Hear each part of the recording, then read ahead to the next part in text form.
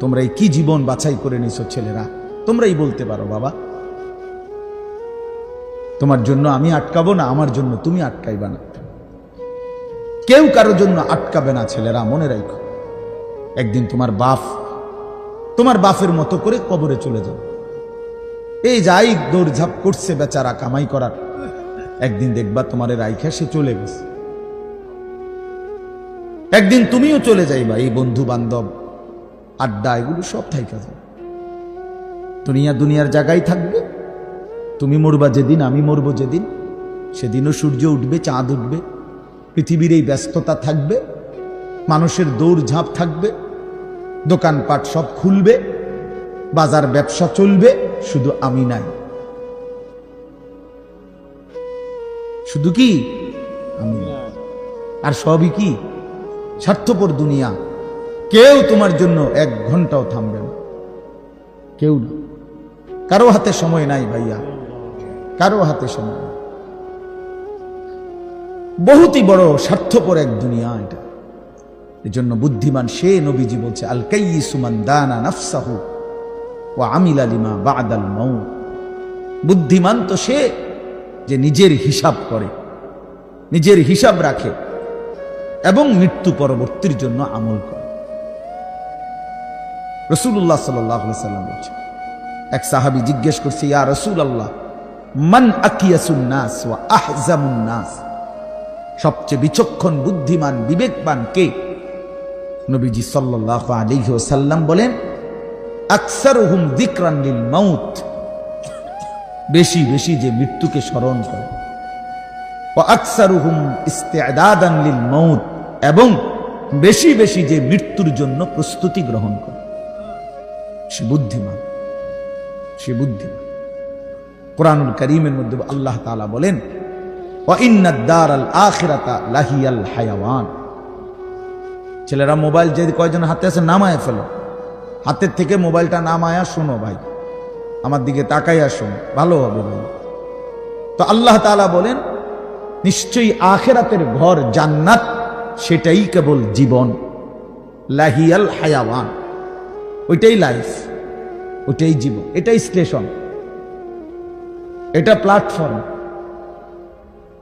এজন্য ট্রেন স্টেশনে যত অত্যাধুনিক এসি থাকুক, বাসের প্ল্যাটফর্মে যত অত্যাধুনিক রুমে হোক, লোকটা কেবল ছটফট করে, একটু পরপর ঘড়ি দেখে, টিকিট দেখে, বাইরে উকি দেয়, বাস আইয়ে না। আরে ভাই এরকম করেন কেন? এসি চলতেছে, বসে না থাকবে। আর তোর নেই, আর না আপনার কথা বইয়ে থাকতে মারছি না, ঠিকই না বলে? অথচ কোনো সমস্যা নাই, এতটা অত্যাধুনিক রুম এখানে, তারে নাস্তা টাস্তা দিয়েছে, কিন্তু হের কেবল গড়িছে, সে কেবল টিকিট চায়, সে কেবল জিগা কি ভাই আইলুনি, ট্রেন আসছে না। কারণ এটা যে প্ল্যাটফর্ম, সে এখানে বসতে আসে নাই।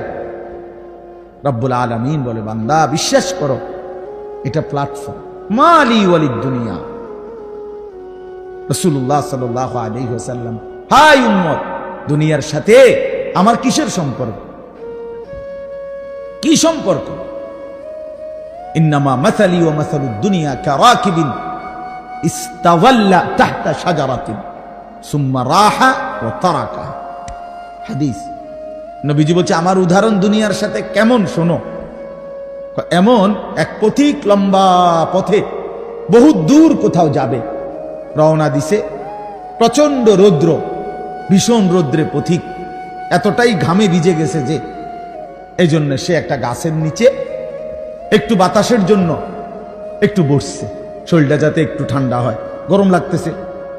তো কিছুক্ষণ পরে শরীরটা যখন একটু ঠান্ডা লাগছে, একটু বিশ্রাম করছে, তা আবার সেই পথিক তার মূল গন্তব্যের দিকে রওনা দিয়ে চলে গেছে। তারা কাহা, গাছটাকে গাছের জায়গাতেই রেখে গেছে। নবীজি বলেন, ঠিক এমন আমি তো আখিরাতের পথিক, আমি তো জান্নাতের যাত্রী, আমি তো আখিরাতের মুসাফির, আমি তো যাচ্ছি সেখানে। যাওয়ার পথে মাঝখানে 60 বছর, 63 বছর, 40 বছর, 50 বছরের একেবারে সামান্য একটু সময় ওই গাছের নিচে দুনিয়ায় একটু বিশ্রাম করলাম, একটু বসলাম, আবার একটি নির্দিষ্ট সময় পরে আমি আমার আপন গন্তব্য আখিরাতের দিকেই রওনা দিলাম। দুনিয়ার জায়গায় রয়ে গেল। দুনিয়া দুনিয়ার জায়গাতেই রয়ে গেল, দুনিয়া পড়েই রইল। কি ভাই, বুঝতেছেন এই কথাটা? রাসূলুল্লাহ সাল্লাল্লাহু আলাইহি ওয়াসাল্লাম বলেন, ইয়াকুলু ইবনু আদম মালি ওয়া মালি। কি আজীব হাদিস শুনেন। নবীজি বলেন, হায় বনি আদম সারাক্ষণ কেবল বলে আমার মাল, আমার মাল।